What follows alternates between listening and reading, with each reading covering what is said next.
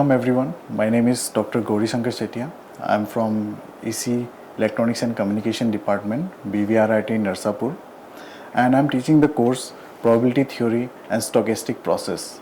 And for today's lecture, my topic is Introduction to the Probability Theory and Stochastic Processes. So in this introductory lecture, we'll see into the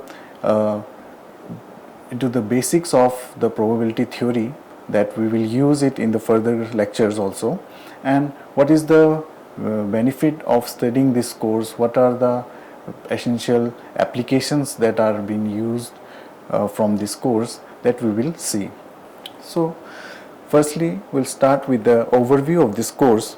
So this course is about, what is this course is about? This is the main thing that we are discussing in this slide. So firstly, it gives us a mathematical foundation of the uncertainties, or how we associate the uncertainties, how we model the uncertainties using the mathematical model, and then we use those model to make better decisions when dealing with the scenarios where there are uncertainties. And it requires the study of random phenomena and how they evolve over time. So time is another essential feature that we will use to study these uncertainties or the randomness that are present in the nature. Now, to learn the model and analyze random systems using probability and stochastic tools. So that is the thing that we're told, we have to model. Model means we have to approximate a system that tells us, or that studies the uncertainties, what is the nature of uncertainties, and then mathematically we can model it, and then we can analyze the random system. We have to analyze the random system using the probability and the stochastic tools. So specifically, if we are talking on the topics, then we will cover the probability spaces, or the random variables, probability distribution and expectations, stochastic processes, where we will see both the temporal and the spectral characteristics. Finally, we will go to the noise. So first and the most important thing, or the basic of this course, deals with the probability spaces and random variables. So, and in today's lecture, we'll go on to the probability theory, and we'll see some of the basic concepts that are used in the probability and the study of this probability. Now broadly, we'll tell why to study this course, or what are the implications that we will have after studying this course. So we can see that the real world observation or the real world phenomena are basically randomness in the nature, in every processes that we think about. So there is a randomness, whether there will be a rain coming to our place or not, whether it will be a sunny day, whether it will be a rainy day. So these are the uncertainties, but still we can model, or we can come to an approximated conclusion that using the probability and stochastic process, that what are the percentage of occurring, or what is the percentage of getting a rainy day tomorrow. So this kind of study of the probability and stochastic processes enable us to model this kind of behavior and understand the decision making under the uncertainty conditions. So it helps in decision making. This is the second point.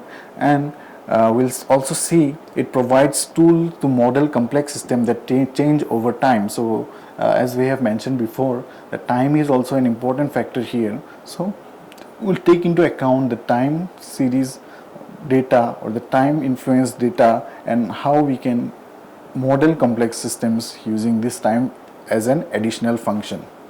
So these applications of this course, or outcome of this course, will help you understand or help you model various data science techniques. AI, it is used in AI techniques, signal processing, and many more. So it is very up-to-date and basic things that we have to that we can learn using this course, and it helps in the many related or upcoming subjects of the data science and AI and signal processing and more. Now talking about applications, so we have starting applications of this course into many different streams. For example, when we talk about science and engineering, basically we use this probability theory and stochastic process in the image and signal processing. So this is one important application is there. We use mainly to estimate the noise, or we can say how the signal that we are getting, we can use it to predict the next values. In predictive model it is used. So in many applications it is used. In image processing it is used to model the type of noise that is coming here. And coming to the wireless communication, it is also used in this error correction, channel modeling. This is where the noises are added. So it is very essential to model the noise or the randomness that can affect the channel communication. Now similarly in finance and economics, if we talk about, then there is a very important model that we use in our day-to-day life, that we use certain applications to detect or predict the market structure using this stock price modeling. So this is where we also this is where we use the probability theory and stochastic processes techniques, and also the risk analysis. Now coming from the predictive analysis to the risk analysis, we can also conclude that there will be risks in investing in this stock or not. So this kind of applications are often used in the economics and finance also. Now coming to the artificial intelligence and ML, so this is a field of study where where the basic things or many basic applications such as Bayesian learning, where we use our basic principle of Bayes theorem from the probability theory. So these techniques all use the application, or all shows the application of the course that we are studying here.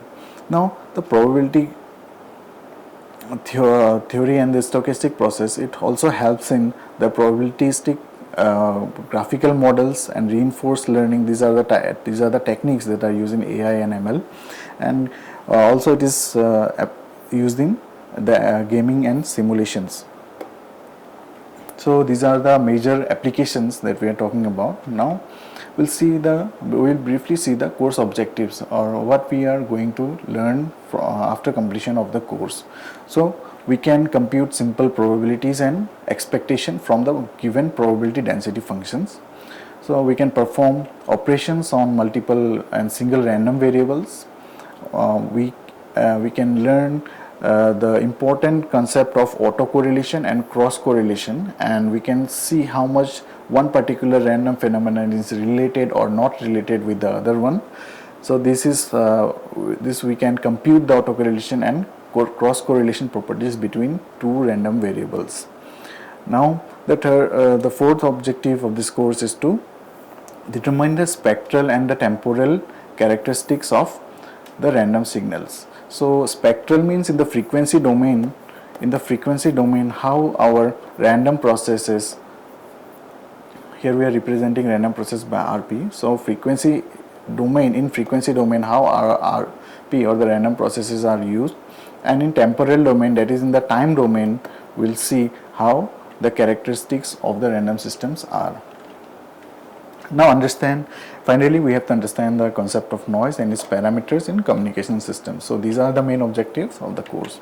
Now we'll start with the probability theory, and with the probability theory we'll start with the very basic concept of introduction to the set. So this sets, what is the set? Set is essentially a well-defined collection of objects. So starting with the probability theory, we'll go into the very basic of the probability theory. We'll start with the introduction to sets. What is essentially a set? Set is the very basic thing that we use in the probability theory. Set is a collection of well-defined objects. So for example, we often talk about a collection of objects such as a bunch of keys, flock of birds, or a pack of cards. So these are nothing but a word such as flock of bird, it means collection of birds, or a group of bird. A pack of cards means collection of card or a group of card. So similarly, in the mathematics also, we can represent the collection such as natural numbers, whole numbers, prime numbers, and composite numbers as different sets. So these are having all common thing, and they belong to a particular set. So we can represent these sets in a kind of Venn diagram. So here in this diagram we can see all the suppose a collection of objects are denoted by this set A. So this set A, here we have rounded it, so this denotes a particular collection of objects. Now there is another set, that is set B, that also represents a collection of another set of objects. So A is for one particular set of objects, B is for another particular set of objects. Now there will be a certain region where both of these may or may not collide, or may not intersect with each other. But if they are intersecting, that means they have common traits, or they are members of both of the sets A and B. So this is the region we denote by A intersection B. A intersection B, that is the region here, it denotes it is a member, that the objects in this particular region are member of both sets A and set B. And similarly, the union of A and B sets, that is the collection of both A and B, union means it is the collection of all the sets in both of the, all the objects or all the elements in both of the sets. So it will be simply addition of A and B. So all the objects in the A and all the objects in the B, they can be represented by this union operation. So this is the sets we are talking about. Now there are certain laws in the set theory. So for example, first is the commutative law that says that we can interchangeably use any sets, representation of sets, that is A intersection B is essentially equal to B intersection of A. So we can interchangeably use these variables or these sets A and B. Similarly, in the associative laws, we can associate one particular set C with and we can change the operation or the sequence of operation, that we can either compute this B intersection of C first, and then after that we can compute the resultant with the A intersection of A, or maybe this can be changed by union operation. So this is associative laws. And similarly, we have distributive law, where we can simply multiply, or we can simply perform the operation on both of the sets individually. So if A is intersected, is union with both B intersection C, then A union B is computed first, and then it is the intersection of resultant will be computed with the resultant of A union C. So this is distributive law. It is similar to the conventional laws that we use for in different domains in the variables. So these are the commutative, associative, and distributive laws, the basic laws.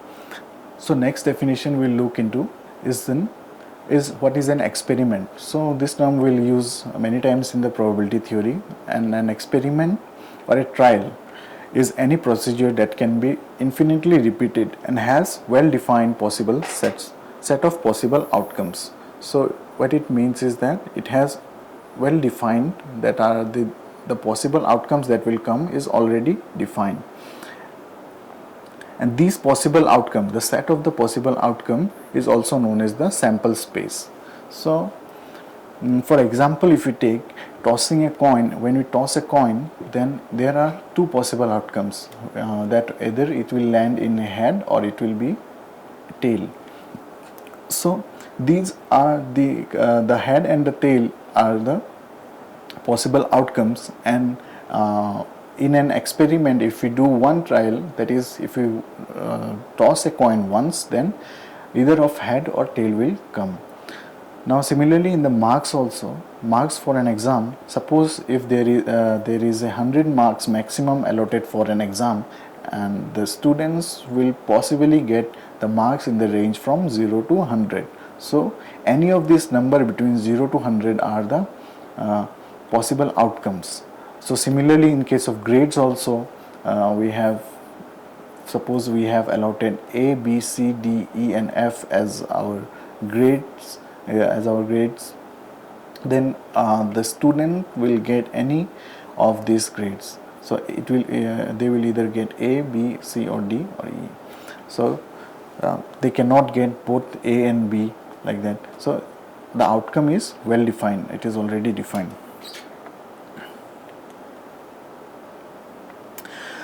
And if there is, coming to the example of this tossing a coin, so if there are two possible outcomes, only two outcomes, and in one trial the probability of happening one of the two is always 0.5, in that case it is known as Bernoulli's trial. So these are the basic things of an experiment, and in the next we'll see what is a random experiment. So here an experiment is called a random experiment if we cannot determine the output precisely. So we cannot predict the output before going on or before performing the experiment, then in that case it is called the random experiment. So out of many experiments, so the single experiment that we are performing so is called a trial. So collection of many trials lead to an experiment. So we can say that we have performed an experiment containing hundreds of trials. So this means one particular instance of an experiment is called a trial. So here is an example. So if we are to toss the coin same coin 100 times and record the result. So if we are going to toss a coin 100 of times, then out of these possible outcomes, heads and tail, for the first outcome it will be either, suppose it is head, then tail, then again head, then tail, like that it will continue till the 100th times or the 100th trial. So this we can take the collection of these trials as an experiment, and we can after that we can compute, or we can check, we can find the probability values from the experiment. So this is called the random experiment. So the next is sample space. So the sample spaces are the collection of all possible outcomes of a random experiment. So the sample space is the collection of all the possible outcomes of a random experiment. So in the earlier experiment we have seen that we have used an example of tossing the coin. So in using the same example, so tossing a coin would lead to either two of the outcomes, heads or tails. So these collection of head and tail represented the is representing the sample space. Collection of heads and tails represent the sample space for this example. So it is nothing but collection of all the possible outcomes of the random experiment. So suppose we are tossing a die.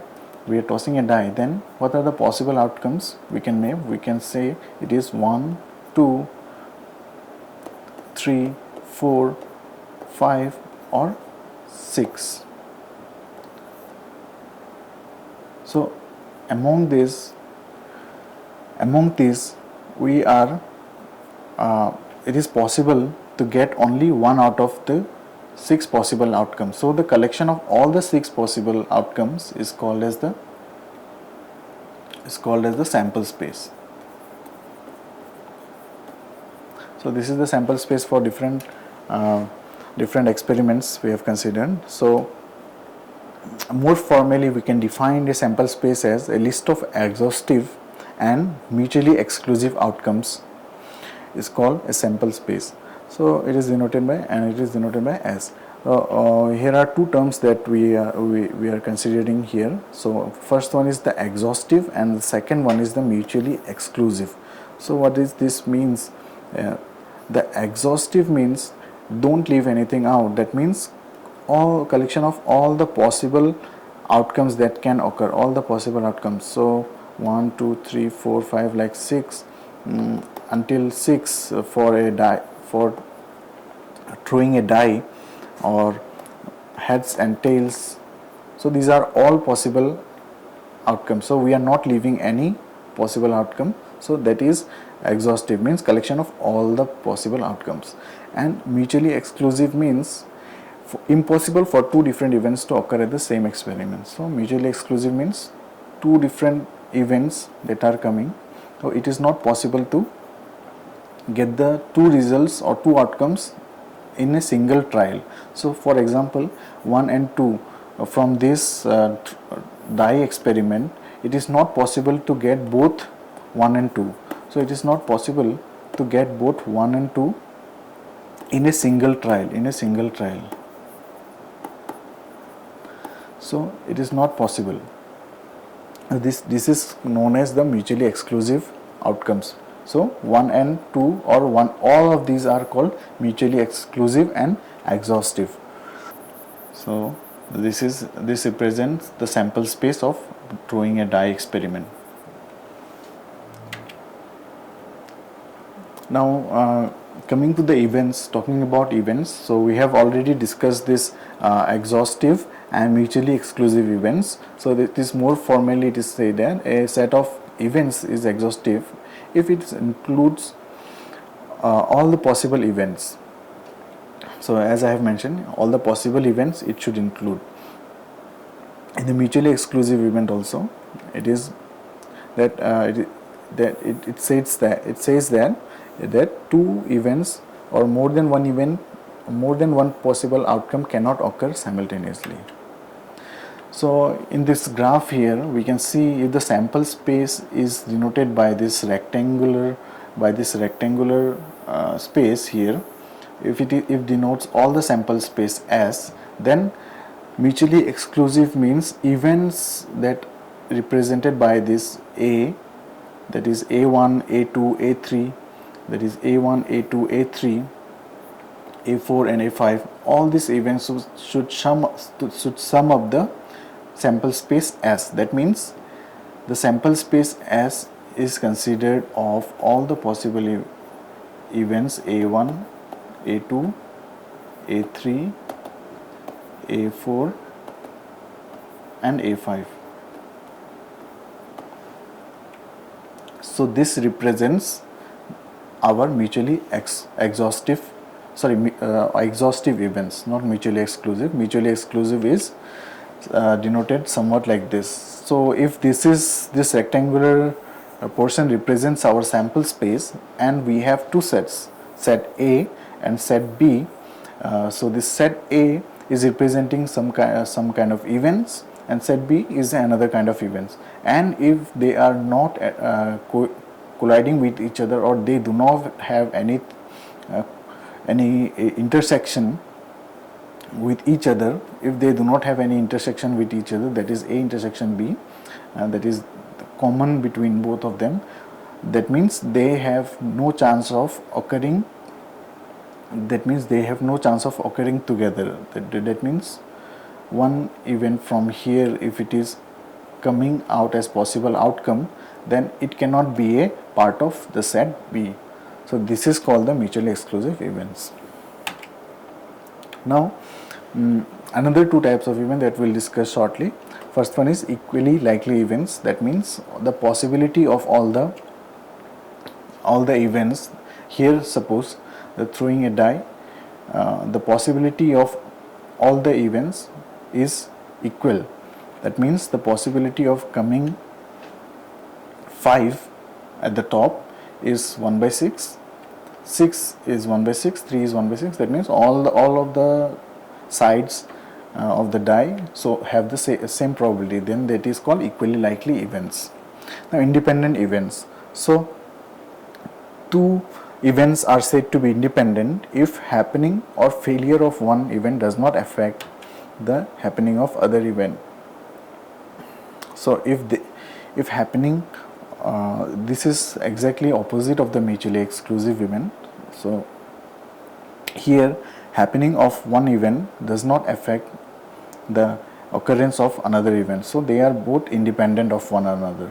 So suppose probability of A here, probability of A is occurring, so we can say that the probability of B will not occur. If suppose B is here or B is the same point here, so we can say that probability of B occurring is also there. So they are both independent of one another, they do not influence each other in any way. So this is called the independent events. Now now formally if we can define the probability, so it is defined in terms of relative frequency definition. So this definition of probability we can say in terms of relative frequency definition, that consider that an event E is repeated n times. So if we take an event and this experiment and it is conducted n number of times, two events, let A and B to be two events that are associated with E, and let NA and B be the number of times the event A and B have occurred among the n repetitions respectively.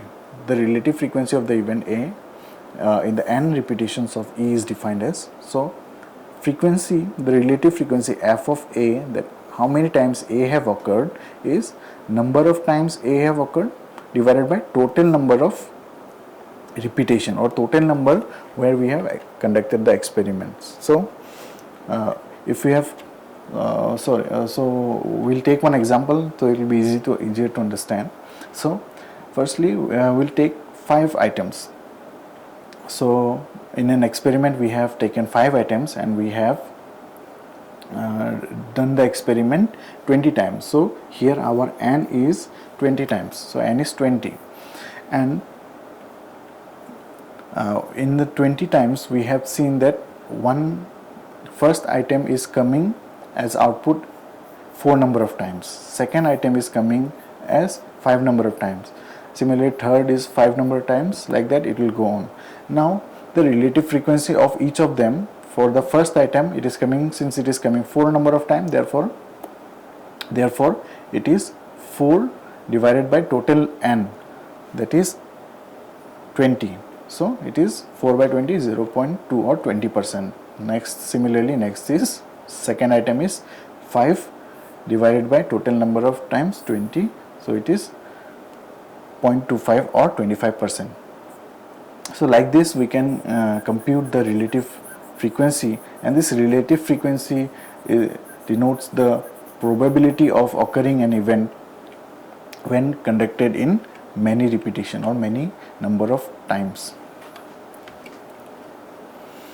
Now the axioms of probability.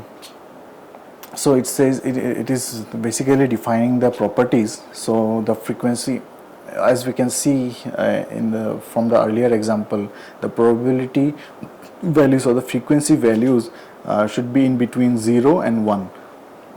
So coming back to the previous example where we have this 0.2, 0.25, 0.25, 0.1, 0.2. Now if we sum this up, it will be 1. So the range is from 0 to 1. So frequency is 1 only if and if every single time the n, so if a event A occurs every single time, then it will have the maximum value, that is 1 for the relative frequency. So this is again same thing that we have discussed before. Now what is joint probability? So there are this joint probability and one more probability is there, conditional probability. These two probabilities we'll discuss finally. So this is a basic thing that, or basic of probability that we see that are essential in this course. So this is joint probability, means probability uh, of occurring both A and B. So there are two events A and B. So if the probability of both, if there is a probability that both A and B takes place, it is denoted by probability AB or A intersection of B. So this particular example here, suppose there is a event A and one event and another event B. So the probability that in both of them we have obtained the 6 as our output, then this is called the joint probability, because it is a part of both A and B. So this is another notation that we give. Probability of AB is PA given B. So this is the conditional probability. This is the conditional probability that of occurring A given B has already occurred. So given that B has already occurred, what is the probability of finding A? And this is multiplied by probability of B. Now this conditional probability we'll see in the next slide. So this joint probability and this conditional probability are related by this formula. Okay. So next is the conditional probability. So this is the final type of probability that we'll see in this lecture. So okay, as mentioned in the previous slides, in the case of joint probability, so we'll discuss here the conditional probability. What is conditional probability? It is used to determine how two events are related. So we have two events. Let us directly go for an example, then it will be easier to understand. So in a class of 100 students, suppose there is a class of 100 students and 40 of them like maths, 30 of them like physics, and 15 of them like both math and physics. So this is event A, that is they like maths. Now event B, that is they like physics. And another event is there, that is the intersection of both A and B. It is a point where both A and B are intersected. So this is intersection of A and B, that they like both maths and physics. So this is math, this is physics. These are the students, they like both maths and physics. And the probability that a student like maths is given that they already like physics. So in this situation, what we will do is we have to find the probability that a student like maths, given that they already like physics. So any student from physics, take any student from physics randomly. Now what is the probability that he like maths? So he falls in this. What is the probability that he falls in this region? So this is the conditional probability. It tells how it is related, how this probability is related with how these two events are related. So the conditional probability is written as probability of A given or dash slash B. So this is the typical notation that is used for conditional probability. P probability of A oblique B, and read as probability of A given B. So we read it as probability of A given B, and is calculated as probability of A and B divided by probability of B. So this is the formula here. So as we have seen, as I have given in the diagram. So if this A is the maths part, here we learned the maths. These students like maths and these students like physics. So there are certain students that like both. They are represented here, A intersection of B. Now we know what is the probability of B. So here, for this formula we need the B. The probability of B, that means the probability the total number of students 30 divided by total number of students 100. So 30 students like physics and total number of students 100. So this is 0.3. Now probability of A intersection B is the number of students that like both maths and physics, that is 15 by 100, 0.15, and therefore P, where conditional probability of A given B has already occurred or given B is equal to 0.15 divided by 3. So it is 0.5 or 50%. So what it tells us that there is a 50% probability of a student from B events, or the students who like physics also like maths. So this is how we use the probability, conditional probability. So this is all for today's lecture, and thank you. Vishnu Audio Visual Center, like and share and subscribe and click bell icon.